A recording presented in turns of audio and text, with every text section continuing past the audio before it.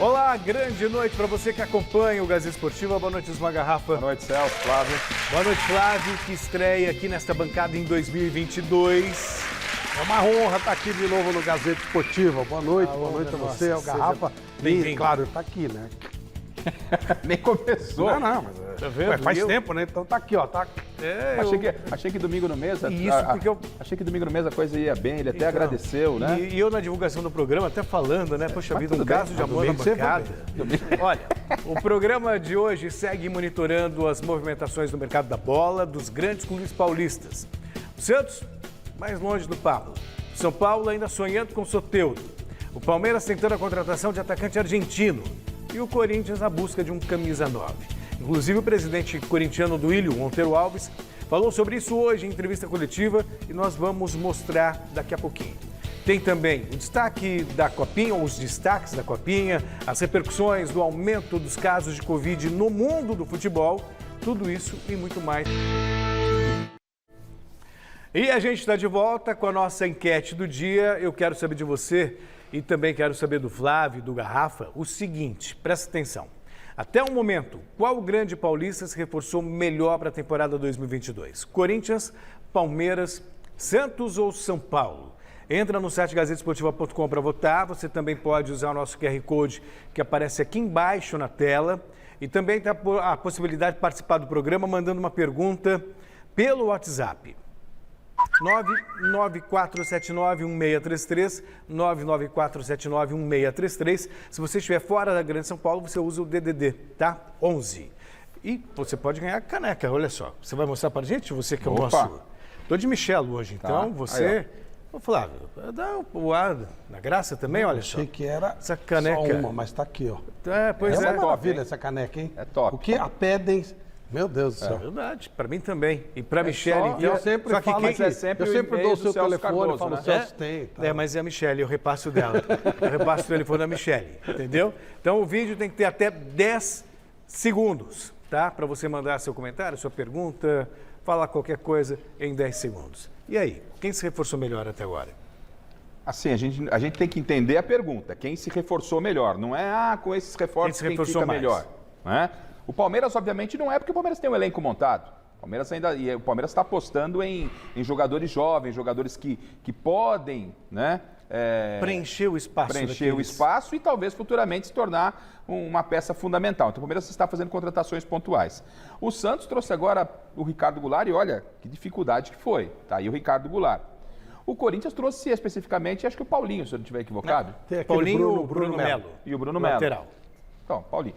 E o São Paulo veio com jogadores com nomes mais conhecidos, como o Alisson, o Rafinha, o Nicão, se vai dar certo, né? O Patrick, se vai dar certo ou não, uma outra questão. Mas o São Paulo foi o que movimentou mais o mercado para mim. E você, Flávio? Tentando entender a questão, como o Garrafa viu, e eu estou lendo de outra forma, obviamente, se você for olhar no mês, é claro que o São Paulo foi aquele que trouxe nomes mais interessantes. Mas, para mim, a maneira, em cima do que você tem de poder, eu gostei muito do que o Santos fez até agora. Ele trouxe o Ricardo Goulart e trouxe o Bauerman, que eu gosto muito. Acho um jogador bom pra caramba. É jogador que foi de seleção de base, tudo. Então, acho que o Santos, pelas dificuldades financeiras que ele tem, ele trouxe 2 jogadores que serão seguramente titulares. O São Paulo, eu tenho muitas dúvidas com relação a essas... contratando muito, está gastando além do que pode. Isso sempre me deixa cabreiro. E jogadores assim que você fica se perguntando, né? Será que são tão melhores do que você tem no elenco? Não é essa a questão. Então, eu gosto de todos que o São Paulo contratou, o que eu mais gosto é o Patrick. Eu acho o Patrick realmente muito bom. Óbvio que o maior de todos na história é o Rafinha. Quando terminar a carreira, quer dizer, o Rafinha. Mas, para mim, o que vai dar mais certo é o Patrick. Foi uma boa contratação. Mas eu não sei se o São Paulo teria essa bala para fazer isso, sabe? A gente até discutiu isso na mesa redonda.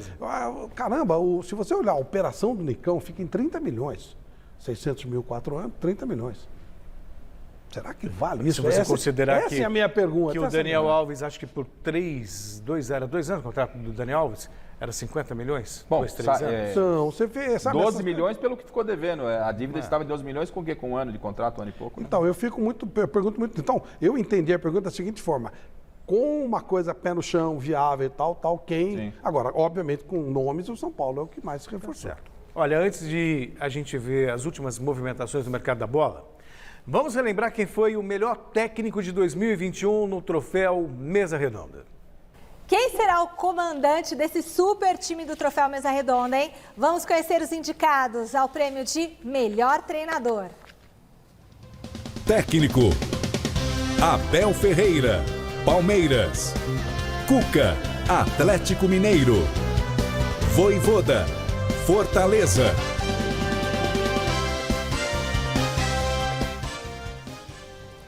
E o vencedor é... Bom, ele é ex-jogador e seguiu o caminho como treinador. Passou por vários clubes até fazer a estreia na primeira divisão com o Goiás, em 2003. O bom trabalho valeu o convite para assumir o São Paulo em 2004, onde ajudou a montar a base do time multicampeão nos anos seguintes. Depois foi campeão estadual com o Flamengo em 2009, com o Cruzeiro em 2011, mas a consagração viria nos anos seguintes, no rival Atlético, onde foi campeão mineiro em 2012 e 2013 e na Libertadores em 2013. Faturou o primeiro brasileiro com o Palmeiras em 2016 e agora, de volta ao Atlético Mineiro, cravou de vez o nome na história como o maior técnico do clube ao conduzir a equipe ao título nacional, colocando fim a um jejum de 50 anos. O melhor técnico da temporada é Cuca! Boa noite, Flávio. Boa noite, Michele. Muito obrigado pelo troféu. Para mim é muito gratificante ser eleito o melhor treinador de um campeonato tão difícil, com tantos bons profissionais aí na nossa área. Valeu, muito obrigado. Uma fase muito boa do Cuca, né? Ele fez um bom trabalho no Santos, que não tinha muitos recursos, e um bom trabalho no Atlético com todos os recursos possíveis. Eu vou dizer uma coisa, que eu aprendi isso com Oswaldo Brandão. Para o pessoal mais jovem, o Brandão foi um técnico fantástico dos anos 70 e 80. E ele fazia a seguinte situação: toda vez que ele ganhava um título, ele ia embora. E depois eu trabalhei com ele, fui comentarista, ainda eu era repórter na Record, e ele falou assim: sabe o que é? Para você ganhar um título, você desgasta demais o elenco. Você fica muito chato, você pega muito no pé, você exige, você cobra, e chega uma hora que esgota. Então você tende a cair de produção no segundo ano. Era a ideia dele. E com isso ele sempre tinha portas abertas. Só que, ao contrário do Cuca, né? Ele arrumava uma confusão. Ele falava, não, estão me prejudicando, não sei o quê. Isso aconteceu com ele, inclusive, no Independiente. Ele saiu da Argentina, a ponto de, quando ele morreu, o Independiente trouxe uma placa e colocou no túmulo dele aqui em São Paulo. E o Cuca faz muito bem isso aí também. Ele falou que está com doença na família, espero que não. Espero que seja realmente uma estratégia que ele já fez no Palmeiras e agora no Atlético. Isso, foi no Palmeiras, foi a mesma coisa. No Santos também, ele saiu. Exatamente, depois do vice-campeonato da Libertadores. Então eu acho que o Cuca, ele faz certinho. Ele não se desgasta, o desgaste enorme que você tem. E é lembrado sempre como... É sempre a primeira opção do time que ele deixou, né? Lógico. Então, eu acho que é interessante. Porque aqui no Brasil ninguém quer fazer um trabalho longo, né? Você sempre quer fazer, quer o imediatismo. Tá aí o imediatismo. Ele tirou o Atlético da fila depois de 50 anos. E a cobrança, ela vai ser em cima do treinador quando ele é tão vitorioso como foi o Cuca na temporada passada. E, a cobrança é em cima do que ele conquistou e não daquilo que um novo elenco possa conquistar. O segundo lugar é péssimo. O segundo lugar é péssimo. Né? Libertadores é obrigação, porque não ganhou.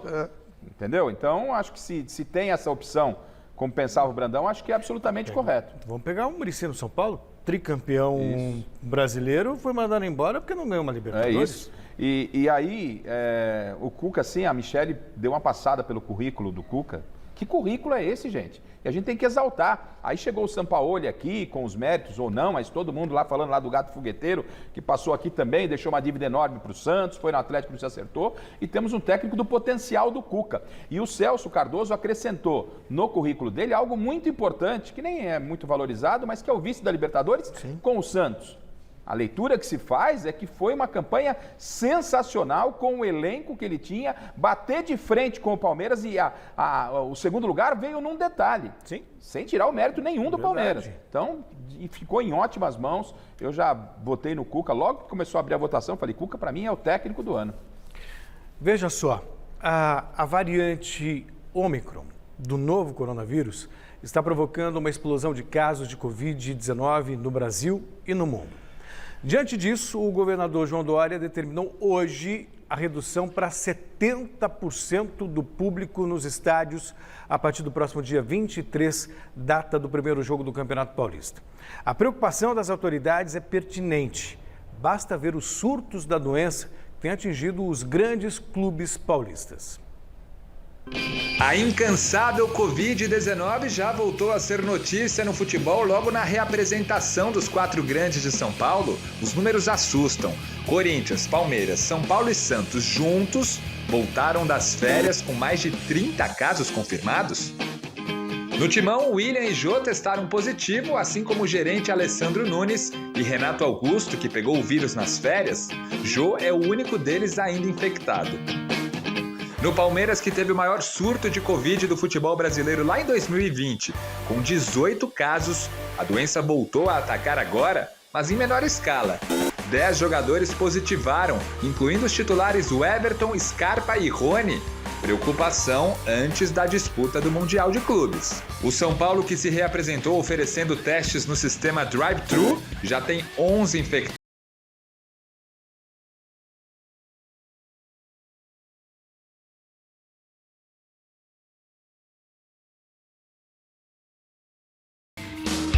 Lá na Baixada, o elenco santista também foi testado no esquema drive-thru e 3 novos casos positivos apareceram. Luiz Felipe, Sandri e Ângelo se juntaram aos também infectados Carlos Sanches, Marinho e Léo Batistão. Os tais surtos de 2020 voltam a aparecer, mas agora em tese com todos vacinados. Um alívio em tempos difíceis? O futebol é só mais um meio que ainda prova que todo cuidado é pouco. E é bom a gente destacar, está todo mundo vacinado, mas pegou Covid. Sim, é natural que pegue Covid mesmo vacinado. A questão é que não se torna grave a doença uma vez vacinado. Na maioria dos casos, não. Vide o que está acontecendo nos hospitais. A maioria das pessoas que estão internadas e em casos graves são pessoas que não vacinaram, salvo algumas exceções. Isso já havia sido dito há muito tempo. Tem muita gente arrependida agora que não tomou vacina e está no hospital com caso grave. A gente torce para que essa pessoa possa se recuperar. Sobre essa determinação do governo, Celso, eu entendo o seguinte: 70%, ou você proíbe o público, ou deixa como está. Você vai tirar, cabe 30 mil, você tira 70%, pode 20, 21 mil pessoas. Eu acho muito pouco esse 70%, deveria ser uma coisa maior ou até parar. Porque é um problema muito sério, né? Teoricamente, o protocolo é que você assista o jogo de máscara, mas é praticamente sonhar, né? Até pela emoção, o cara grita, pula e tal. Difícil. Eu acho muito improvável que tenha se conseguido mostrar a todo mundo os seus testes de comprovante de vacina. Você pega no celular, Flávio, está aqui. Você acha que o cara vai pegar? Deixa eu ver se esse celular é seu. É história para inglês ver. E até alguns entram. Então eu acho que, infelizmente, o mundo inteiro está assim, né? Não é só no Brasil. A gente tem visto surtos em vários times. Em alguns países eles optaram por adiar jogos, em outros não. Na Itália eles estão adiando jogos, na Inglaterra eles estão empurrando com a barriga. Na Itália até o PC tem rodadas. Na Inglaterra eles estão, vamos acumulando, não vamos parar, porque é ano de Copa do Mundo. Enfim, é um problema sério. A gente tem que conviver com ele e tomar muito cuidado para tentar minimizar a situação. Mas ela está aí, está inteira. Não tem nem que pensar com a história da vacina. Pelo menos você minimiza os problemas, risco de internação, né, por caso grave. Sim. Outra coisa, só para constar, o Marinho a gente deu, né, que ele testou positivo, mas já testou negativo, então já está sendo reintegrado ao elenco santista. Bom, hora de girar a nossa equipe de reportagem. E a gente começa com ele, o Alexandre Silvestre, que está na academia de futebol e traz as novidades do Palmeiras. Tem reforço na área e atacante na mira? Conta pra gente, Silvestre. Grande noite para você.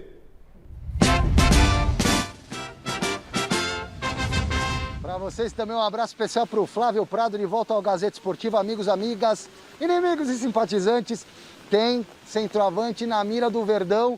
Palmeiras, nas últimas horas, enviou proposta para o Lucas Alário, que é jogador do Bayer Leverkusen, centroavante argentino, 29 anos, na Alemanha há muito tempo, 147 jogos, 52 gols, 16 assistências. O Lucas Alário está sendo pretendido também pelo River Plate. Ele fez muito sucesso no River, foi inclusive campeão da Libertadores em 2015. Como ele tem ainda um longo contrato pela frente com a equipe alemã do Bayer Leverkusen, o Palmeiras enviou uma proposta de empréstimo por 1 ano. Vamos ver o que volta. Quem chegou hoje? Zagueiro Murilo. 5 anos de contrato, 15 milhões de reais aproximadamente o valor pago pelo Palmeiras por 80% dos direitos econômicos do Murilo. Zagueiro que foi revelado pelo Cruzeiro, estava jogando no Lokomotiv, fez 71 partidas no futebol europeu, das quais 10 Liga dos Campeões. Então, um rapaz jovem, que tem experiência, se encaixando bem nesse perfil aí de contratações da filosofia Titia Leila. Vamos ver como é que foi a chegada do Murilo aqui hoje na academia.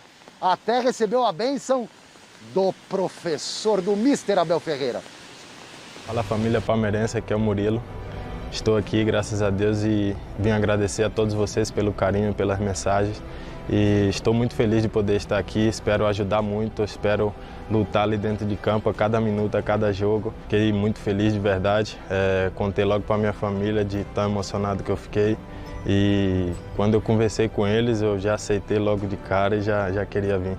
E é isso, avante palestra, vamos que vamos. Vai se encontrar um grupo de trabalho fantástico, vai receber de forma simples e rápida, ok? Estou à disposição. Mais uma vez, só inventar. Tira banho o gajo, né? Não sei. Fique com Deus, tchau. Sim, eu já assisti vários jogos do Palmeiras, já vi a intensidade e gosto desse estilo de jogo também, gosto do estilo de jogo que ele imprime aqui. É muito bom, eu vou, sem dúvida nenhuma, eu vou me adaptar muito bem com ele ali. Tudo que ele me passar, vou responder ali dentro de campo e ajudar o grupo.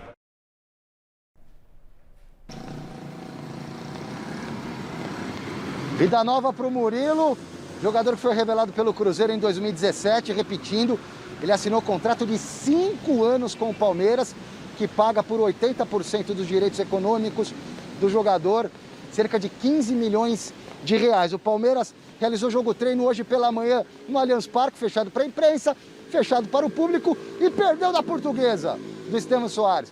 Perdeu para a Portuguesa, a equipe do Palmeiras que foi escalada em 2 formações diferentes, uma com 3 zagueiros e outra com linha de 4 em tempos distintos do jogo. Foi 2-1 para a Portuguesa. O Murilo, claro, não jogou, acabou de chegar. Outro que ficou de fora realizando trabalho à parte, o Zé Rafael, além daqueles jogadores que estão contaminados com a Covid-19, goleiros, o Everton, o Marcelo Lomba, que também pegou Covid. O Everton já está na fase final de isolamento, o Lomba entrando na fase inicial de isolamento. Rony, Matheus Fernandes e o Jorge também não participaram dessa movimentação, meus queridos. Tá certo, Silvestre. Obrigado pelas informações do Palmeiras por enquanto. Jogo clássico do jogo treino, rapaz. Mas você tá venenoso, hein? Eu tô falando Palmeiras e Portuguesa. Você, quando está sentado aqui e a Michelle está aí, o senhor fica cutucando a Michelle. Não, veja bem, vocês estão sendo muito ácidos. Aí ele fica aqui, de Michelle aqui, ele fica... que ele vai querer cobrar o Palmeiras, que no jogo treino perdeu para a Portuguesa, é isso? Que os caras da Portuguesa falam assim, somos o Chelsea. Somos o Chelsea. Aí, vocês dois não valem o real, É verdade. Ó, esse Alário que o Palmeiras está querendo, ele não é um jogador de grande habilidade, não, mas ele é muito alto, ele cabeceia bem. 2015, o ano que ele foi pro futebol alemão, ele fez o gol do River do título. Acho que foi o primeiro título do Gallardo de Libertadores. Ele é bem largo, 2015. Ele é bem largo, sabe? Aquele, não é espetacular, mas ele é um cara que... Aquele 9, né? É, 9. Ele é muito forte no cabeceio, é um jogador bom para dentro da área. Não sei se virar ou não, mas ele realmente é um jogador interessante. E esse Murilo, ele... Eu lembro do Cruzeiro, mais informações. Lá na passagem pelo futebol europeu, a gente não sabe. Mas no Cruzeiro ele realmente mostrava qualidade. Vamos ver uns números aí do Alário. 29 anos, 147 jogos, 52 gols, isso no Bayer Leverkusen. 16 É uma média boa de gols para a Bundesliga. E então, ele ganhou esse título da Libertadores, o que é, ou seja, um jogador com experiência, com vivência. E o Murilo, ele era um jogador bem interessante. Eu sempre fico meio assim, por que voltou tão rápido? Né? Isso sim, essa é uma dúvida que eu tenho. Às vezes é coisa de família e tal, mas de qualquer forma, a imagem que ele deixa do tempo do Cruzeiro é também uma imagem positiva. Então, o Alari, eu não me recordo muito bem dele, mas hoje deu uma pesquisada. Ontem o Salazar fez muitos elogios. Você vê hoje o Flávio já vem com uma outra opinião, uma outra visão, dizendo que o jogador é largo, um jogador apenas alto lá de referência para fazer gol de cabeça. Quem faz muito gol de cabeça é o Daverson, né? Mas os números dele também são números bons. De qualquer forma, a gente tem que respeitar. É o Palmeiras de olho ao mercado. É um jogador que não é à toa que jogou no River, está disputando campeonato alemão, tem o seu mérito. E se estiver na conta aí, pela ausência de bons jogadores e por idade, acho que me parece uma boa aposta, sim. Com esse perfil que o Palmeiras procura, essa faixa de 29, 28, são jogadores ainda caros. Tá vendo o Castelhanos? Caro. O próprio Alário não é barato, não. Não é barato, não. É mais barato que o Castelhanos, mas de repente pode ser uma opção. Não é aquele jogador que todo mundo já sabe. Não é jogador que o pessoal vai lá no aeroporto para receber. O Castelhano, desde o ano passado, o Palmeiras está cercando ele. E ele foi de novo bem lá no campeonato dos Estados Unidos. Sempre a dúvida. Tá, mas qual é a referência que a gente pode ter disso, né? É sempre uma dúvida. O River Plate também entrou na parada para contratá-lo também. Então fica muito complicado. De qualquer maneira, o Palmeiras está se movimentando e me chama muita atenção, viu, Flávio e Garrafa, essa postura do Palmeiras de fazer... Não vou fazer comparação com o Bragantino, mas me parece uma coisa de não fazer loucuras e fazer contratações pontuais para aquilo que o Palmeiras precisa. Claro, o Palmeiras é bicampeão da Libertadores, gente. Um time que chega a essa condição, ele é o melhor elenco do Brasil? Não, mas ele tem um elenco muito bem formado. Digamos que o time A e o B, eles são muito parelhos, né? E assim, o Abel, ele quer um jogador específico para aquilo que ele quer mesmo. Então, eu acho que não... Que é um zagueiro pela esquerda, que é um meio-campista pelo lugar saída do Felipe de jogo. Melo. É isso. Então você precisa comprar aquilo que você precisa mesmo. Não adianta ficar, sabe, pendular aquele que entra na loja e compra tudo que tem pela frente. Esse aí costuma quebrar, né? O Palmeiras é aquele quando você abre a geladeira lá, você fala, dá pra esperar mais um pouco pra fazer o mercado. Isso aí. Né? É isso. Tem gente que abre a geladeira, tá no mercado hoje. E tem cara que tá cheio a geladeira e compra mais, aí estraga tudo. Tem time que nem geladeira tem, tá no isoporzão mesmo, entendeu? Então o caso do Palmeiras é assim, são contratações mais pontuais, apesar que a torcida queria um 9 badalado, mas não veio até agora. Tem mais Palmeiras. O Silvestre conta uma coisa pra mim. Ficou resolvida a questão da troca das camisas envolvendo o Dudu e o Rony.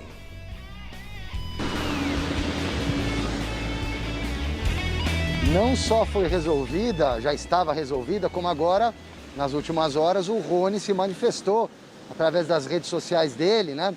O Rony chegou para o Palmeiras vestindo a 11, trocou pela 7. Quando o Dudu retornou do exterior, queria vestir a 7 do Rony, mas aí inventaram o 4+3 pro Dudu. E agora que o Luiz Adriano está de saída do Palmeiras, sobrou a camisa 10. O Dudu, no início da temporada, pediu para a diretoria, gostaria de voltar a vestir a 7.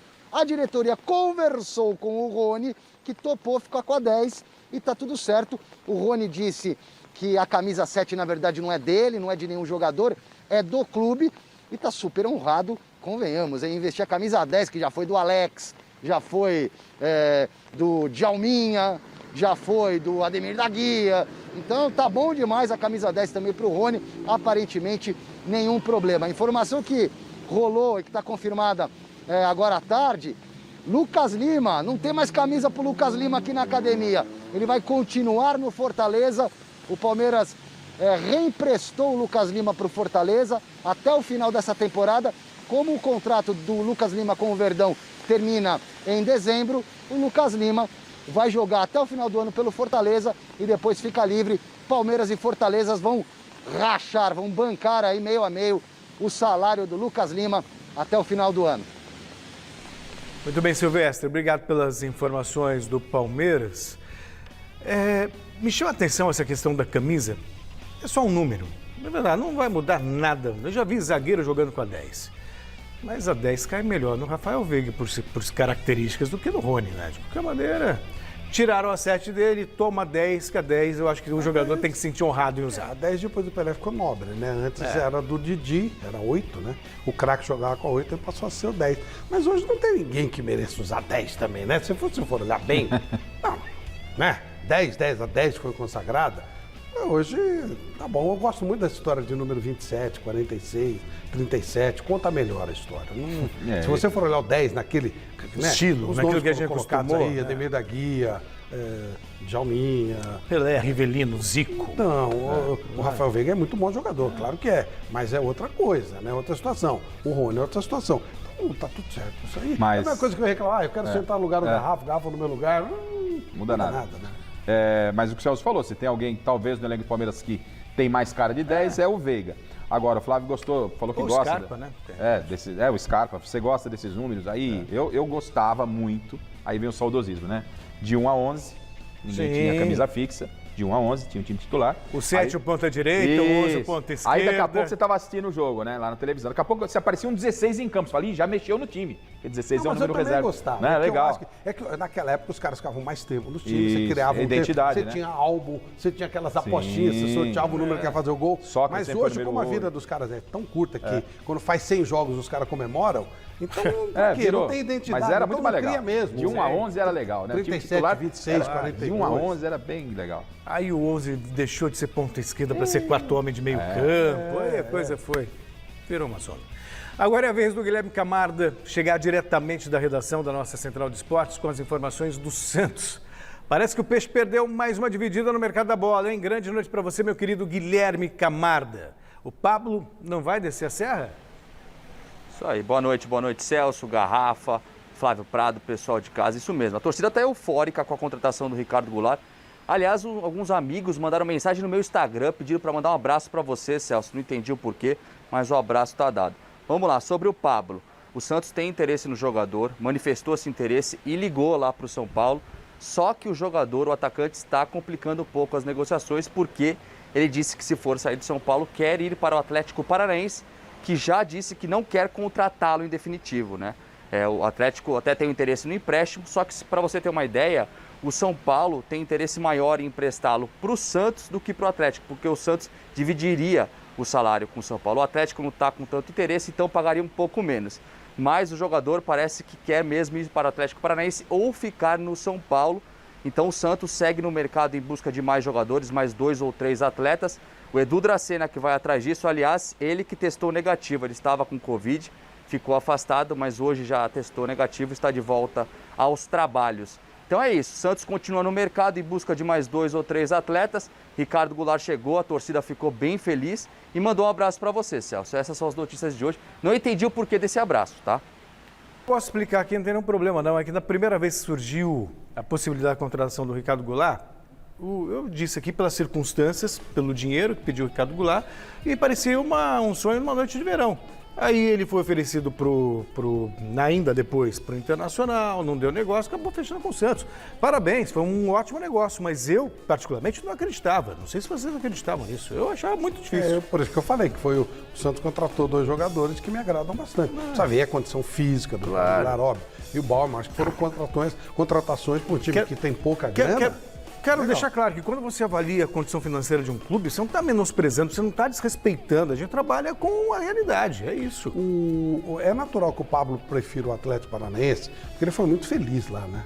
Ele foi muito feliz lá, ele teve momento ali de te falar até em seleção pro Pablo. Foi um negócio... Eu lembro que havia uma briga para contratá-lo, todo mundo queria, e o São Paulo teve que gastar uma nota. Acho que foram 7 milhões. Foi uma contratação pesadíssima do São Paulo.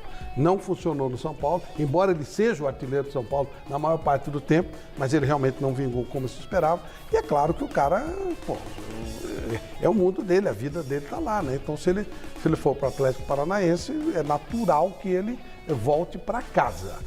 Agora, o Santos, ele tem limitações, né? Não dá para ficar, caramba, não dá para o Santos fazer além do que ele pode fazer. Isso, paga metade do salário. Você acha que não seria mais negócio para ele ir para o Santos do que ir para o Atlético Paranaense? Eu acho que não, porque é aquela história da casa dele, né? No Santos ele vai chegar como salvador da pátria. E hoje o Atlético é um time muito melhor constituído. O Atlético tem uma base formada, né? Tem. Agora, o importante, Flávio, eu entendo, e a gente dizia ontem aqui, é que o Pablo tem que escolher ou o Santos ou o Atlético, buscar novos ares. Porque já está claro e evidente que lá no São Paulo, pelo menos nesse momento, não dá para forçar a barra. Não querem um atleta. Então, essa informação que o Guilherme Camarda traz, ela é importante. E o Pablo, a família dele, apesar de ser lá de Cambé, no norte do Paraná, a família dele está em Curitiba. Cícero, tá todo mundo morando lá em Curitiba. Então Mas isso, um motivo para ele querer ir pra isso lá. pesa muito nessa escolha de Atlético e Santos, mas tem um problema. Problema que Santos e São Paulo têm uma relação muito melhor do que São Paulo e Atlético. Então, por exemplo, o Santos e o São Paulo chegaram a um acordo de um pagava uma parte do salário, outro pagava outra. Entre São Paulo e Atlético, o negócio não é tão simples assim. Talvez é histórico, né? Já é histórico. Talvez o Pablo tivesse ou tenha que abrir mão de parte do salário, porque o Atlético também não está querendo gastar toda essa grana e não quer entrar muito num acordo com o São Paulo. Então essa é a posição de momento. O Pablo, a tendência por vontade, já que é para sair, é Curitiba. Ficar ao lado da família, ao lado do pai, né? Seguir a vida dele num clube que ele tem história. Ou então, o Pablo tem Santos. É o que eu digo. Escolhas implicam renúncias. Então tem que abrir mão de alguma coisa. Se ele quer escolher... Centroavante é uma posição, né? Ela é enjoada. Aí quando ninguém quer o Pablo, né? O São Paulo não quer, Eu acho que é um grande a equívoco. gente receba o Pablo aqui pro Troféu Mesa Redonda. Centroavante é um negócio muito complexo. Ele joga muito perto da área, sabe, gente? O São Paulo não foi bem. O São Paulo não foi bem. Ele foi dos piores lá do São Paulo. Ele foi o melhor. Ele foi artilheiro do time. Eu entendo o lado do São Paulo. O São Paulo tinha expectativa gigantesca com ele e ele não entregou tudo que se esperava. Mas, cara, centroavante é bom sempre você ficar esperto. Eu não abriria a mão, não. São Paulo, pelo menos em quantidade, nós falávamos sobre isso no começo do programa, é o clube paulista mais reforçado para a temporada de 2022, entre os grandes, claro. Agora resta saber como o Rogério Ceni vai armar o tabuleiro com todas as novas peças à disposição. E o Osmar Garrafa fez uma matéria especulando as possibilidades. Dá uma olhada.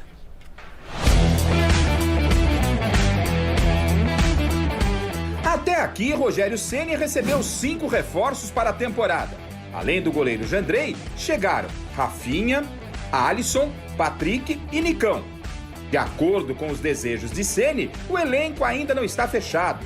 Pablo e Vitor Bueno podem sair e o treinador ainda quer um zagueiro e um atacante de velocidade. O sonho de consumo do tricolor para o ataque é o venezuelano Soteldo, que está no Canadá. Diga-se de passagem, negociação muito difícil de se confirmar. Ainda incompleto, o time já está em pré-temporada. A estreia no Paulista será no próximo dia 27 contra o Guarani. E até lá, a dúvida é de como o Rogério vai montar sua equipe. Nesse momento, tudo é especulação. E com esses reforços, Ceni poderá ter um time bem diferente em relação ao que terminou a temporada passada. Vamos aproveitar então e projetar como poderá ser o São Paulo com a chegada desses 5 reforços? No gol, Thiago Volpe. A defesa, muito provavelmente, terá Rafinha, Arboleda, Miranda e Reinaldo pela esquerda. No meio-campo, Luan, Patrick, Alisson e Nicão. E o ataque com Rigoni e Caleri. E aí, torcedor tricolor, aprovou esse time? Ou você montaria a equipe titular de outra forma, hein?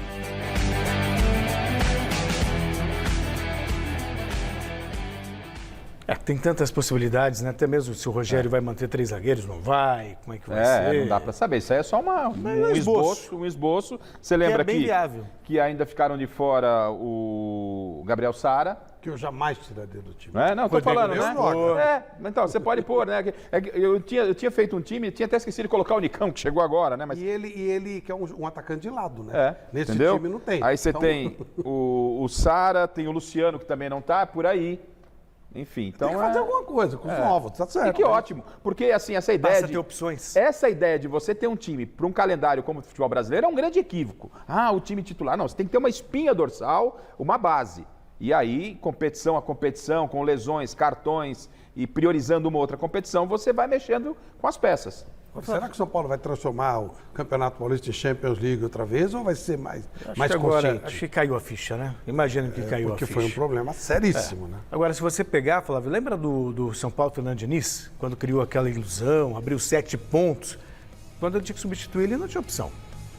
Agora o Rogério, pelo menos, parece ter opções para mexer no time e mudar. Eu também acho, Mudar, né, a postura num jogo.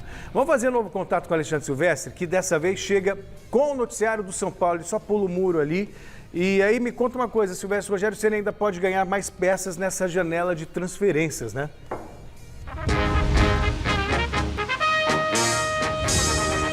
Sim, pode sim, Celso. O São Paulo não parou, tá atrás ainda de um zagueiro, tá atrás de um ponta rápido, tem a história do Soteldo, mas eu queria antes, já que vocês estão falando que o São Paulo está se reforçando forte, né, pesado para essa temporada, a gestão do Júlio Casares contratou já cerca de 14 jogadores desde 2021 para cá. Aí você tem que excluir o Daniel Alves, que foi um dos reforços que não deram certo, só que ele foi da gestão Leco, tá bom? Da gestão Júlio Casares para cá, 4 caras já não deram certo. É normal isso acontecer no futebol, mas a gente está enumerando aqui para vocês. Por exemplo, já não fazem parte dos planos o Bruno Menezes, o Bruno Rodrigues, perdão, o Benítez, esse aí jogou até bem algumas partidas, ajudou o São Paulo a ser campeão paulista.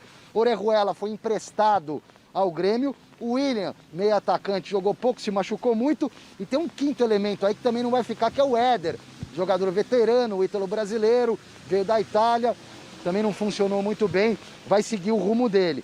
Então eu queria deixar essa informação para vocês analisarem aí. Novela Soteldo sobre reforços. São Paulo continua tendo uma pequena esperança, já ouvi aqui dentro desse muro, a palavra está muito frio e a cada dia está mais frio por várias questões, alto salário, o Toronto não quer emprestar o Soteldo, o Toronto tem uma dívida de 15 milhões mais ou menos de reais com o Soteldo, então está embaçada essa situação do Soteldo. São Paulo parte para o plano B. Eu ouvi de uma raposinha que não é tão felpuda assim, São Paulo estaria interessado no Bernard. Vocês lembram do Alegria nas Pernas do Atlético Mineiro? Jogou aquela partida da Copa do Mundo 7-1 contra a Alemanha. Jogador que está nos Emirados Árabes, atacante, ponta, rapidinho. Mas aí eu liguei para uma pessoa que assina o cheque aqui dentro, ó.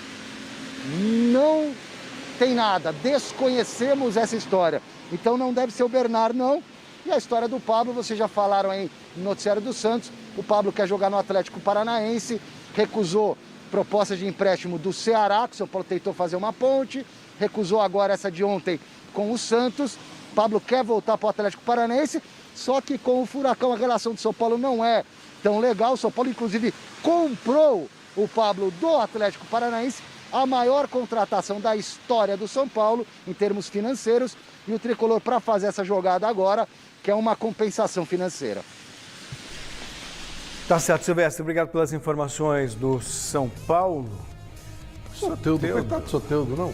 Você viu, tem uma dívida de 15 milhões de tornando. O Soteldo é o cara que menos ganha na vida, né? Parece que ele foi feito para não receber. É engraçado, né? O Santos ele não recebia nunca. Agora vai pro Toronto, deve 15. Coitado do Soteldo, cara. Mas a dívida lá é 3. De repente vem pro São Paulo.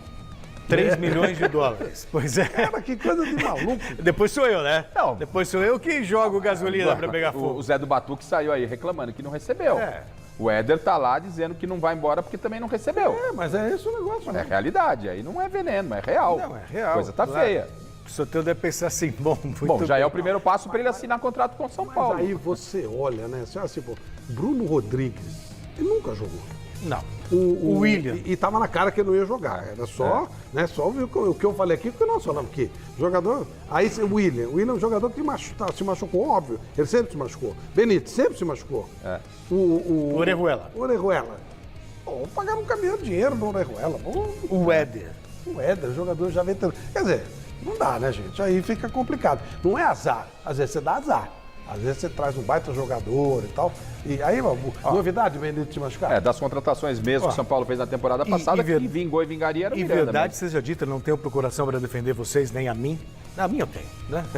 Mas a gente falou, quando houve essas contratações, a gente falou antes de não dar certo que era um risco. Pelo Campeonato Paulista. Exato. Foi o Campeonato Paulistão, o Champions League. Mas se não tivesse ganho o Paulista, o vexame teria sido maior ainda do que foi. Não é nada. Lógico que teria. O senhor estaria falando aqui, porque não ganha há quantos anos? Há quantos anos não ganha o título, mas ganhou. Não, continua sem ganhar. Ganhou. Não continua sem ganhar. Senão você vai considerar ganhar a copinha também. Não. Só no ser Palmeiras, né? Aí, ó, tá vendo? E aí o garoto pega Covid.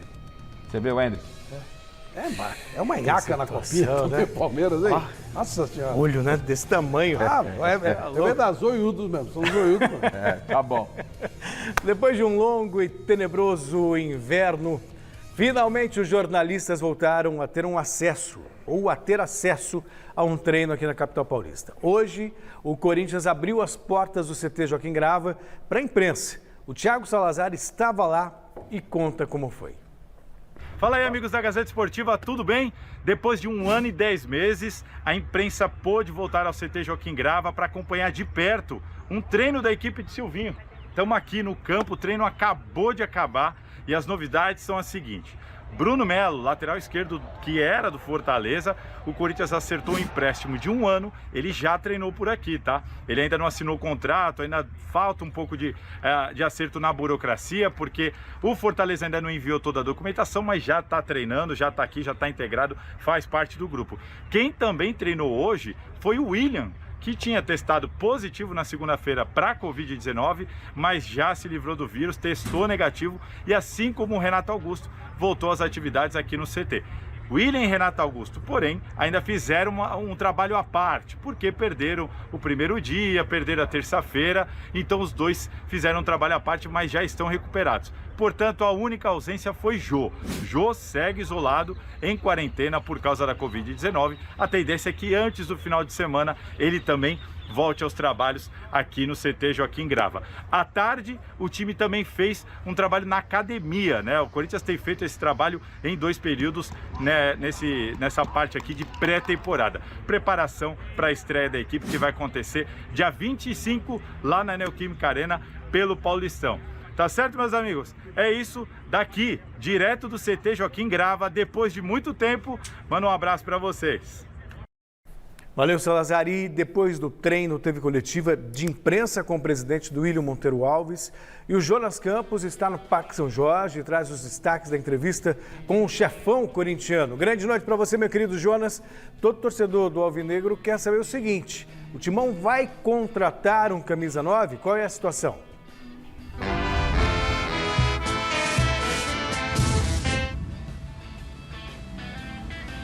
Pois é, Celso, não poderia ser outra pergunta por parte da torcida, né? Grande noite para você, para o Flávio, Garrafa, todo mundo que está acompanhando o nosso Gazeta Esportiva.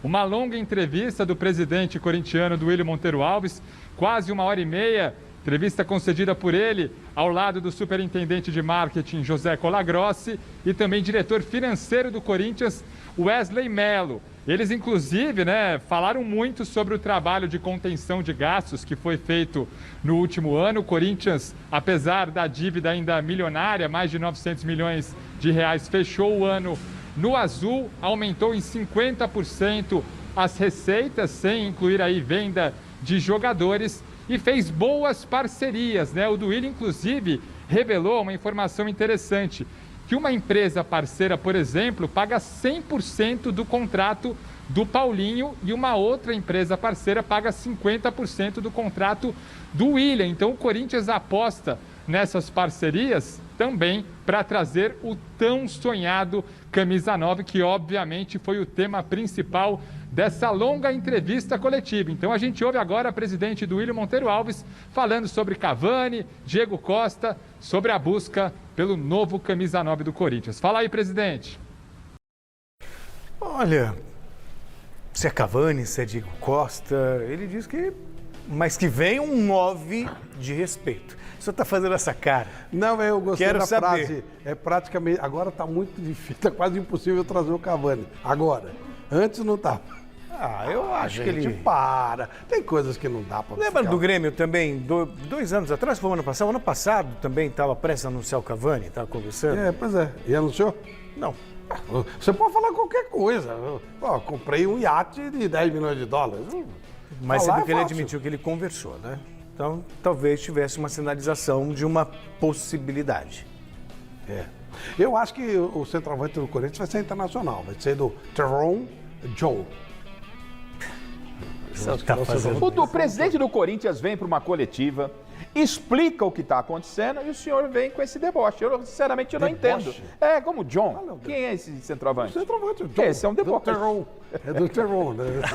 E não é deboche. Esse é o não é deboche. Não é deboche. Não, eu achei engraçada a frase. Olha lá, hoje é praticamente impossível contratar o Cavani antes. Ah, gente, para, vai. Flávio, não, a gente não sabe qual o recurso que o empresário tem. Talvez pudesse ter a proposta lá. Me parece que esse esquema que o Corinthians está fazendo, de parte paga uma empresa, que deve ser direito de imagem, né? Um contrato à parte. Na Premier League no Manchester United. Mas ele manifestou interesse de jogar na América do Sul, não sei a que tema. Flávio, se a gente voltar um pouquinho, o William era um jogador do Arsenal da Premier League. Sim, só que o William era um jogador do Terrão, do Corinthians. Mas era Cavani, da Premier League. Quando ligaram para ele falando, você quer jogar no Corinthians? Ele falou o quê? É um comercial? Quer trabalhar no Corinthians? É um comercial? É uma marca de óculos? Não sei o quê. Para, né, gente? Enquanto não aparece um camisa 9... O Corinthians está praticamente, depois eu que estou xingado na internet, praticamente fechado com um goleiro. Mas a situação não é tão fácil assim. Jonas, explica esse rolo pra gente, por favor.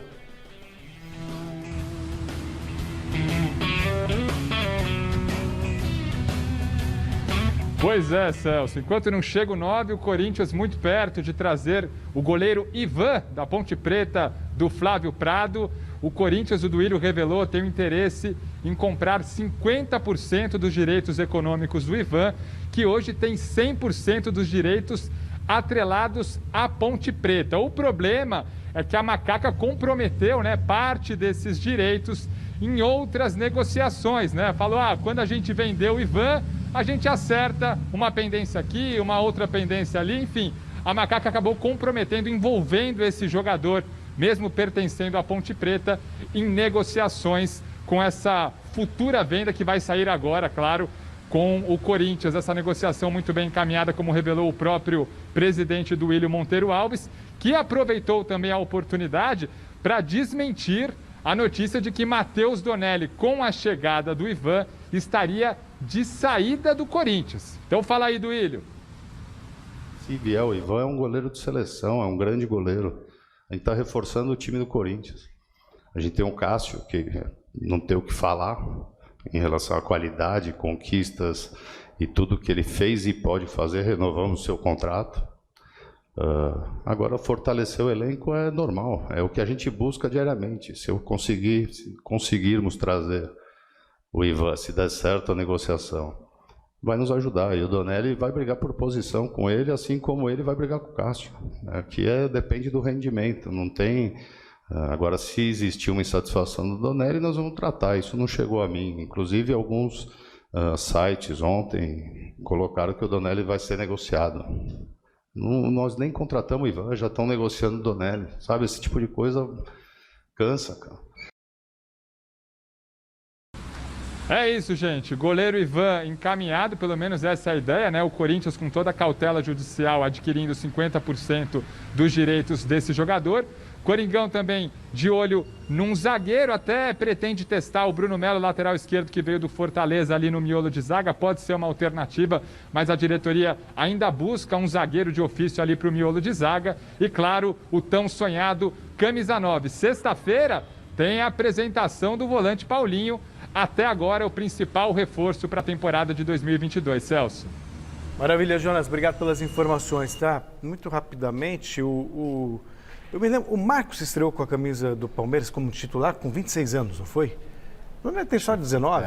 Tem tempo ainda. O Marcos, ele era o Sérgio, né? Era? Sim. A posição de goleiro normalmente acontece meio que por acaso. O Ronaldo, um dos maiores goleiros da história do Corinthians, estreou quando o Carlão estava na seleção, pegou um pênalti do Dario Pereira, se consagrou, saiu para campeão paulista já naquele gol do Viola contra o Guarani e hoje faz parte da história. E até para falar, comentar, no finalzinho, antes de eu chamar o Jonas, o senhor estava excitando a torcida para entrar no Instagram do Flávio? Não, jamais faria isso. Foi essa a ideia? Não foi, jamais faria isso. Não, mas fica à vontade, eu não vejo mesmo, eu não olho, então jamais faria isso. O senhor também está querendo causar intriga aqui. Não, para que não eu aqui promovendo a harmonia para que não ficasse nenhuma dúvida. Não, mas eu não olho. Jamais. Fica à vontade. Então tá à vontade, gente. Torcida corintiana à vontade, lá porque está falando que a contratação internacional, o John... mandar. Falei John, falei Joe. Ah lá. Joe. Vocês que sabem, ó. O Instagram dele está à disposição. Tá vendo? Você viu? Você viu, né? Ele falou que eu insinuei e ele... Não, segundo o Celso Cardoso. Você viu, né? A Copa São Paulo de Futebol Júnior teve ontem o encerramento da fase de grupos. Vamos aos destaques dessa terça da Copinha. Ontem tivemos os últimos jogos da fase de grupos da Copinha. Vamos aos destaques. empate do Flamengo em 3-3 com o Oeste. Ambos estão classificados. E o Palmeiras também empatou com o Água Santa 1-1, os dois times classificados para o mata-mata. E o Tricolor, classificadíssimo, venceu o São Caetano por 2-1.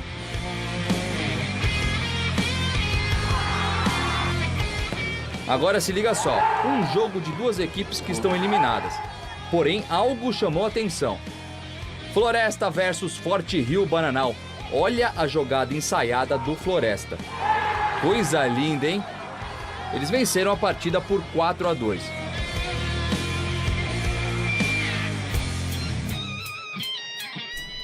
Rapaz, eu acho a Copa que São Paulo trabalho? absolutamente exótica, né? De um nível técnico baixíssimo, somente essa primeira fase aí, mas essa jogada foi legal, foi divertida. Foi. E tem que fazer isso mesmo. Esse é o tipo de técnico que deve deixar o treino aberto, mas ele ensaia a jogada. Vamos ver a jogada. Ele de novo? ensaia a jogada. Olha, Floresta legal, do né? Ceará.